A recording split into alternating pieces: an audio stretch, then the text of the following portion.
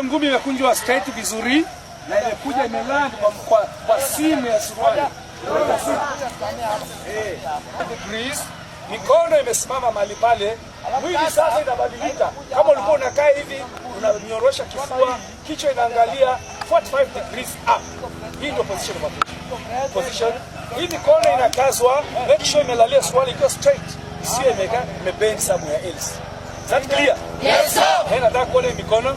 Mikono imekazwa ngumi, mwili imesimama, kichwa inaangalia 45 degrees up.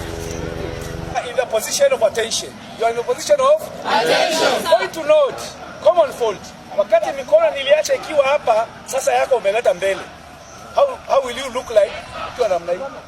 Una lose position of attention. Make sure mwili yako ime erect up, and then mikono inabaki mahali ilikuwa.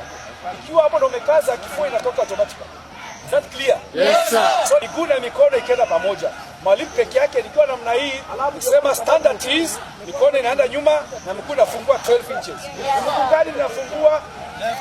Mguu wa left. Mguu wa left. Roger? Roger sir. Mguu ya right inabaki pale on the ground, flat on the ground and firm. So nikiwa hapa nikiwa namna hiyo, napeleka mguu yangu 12 inches na mikono inaenda pamoja. Hapa tu. That is position.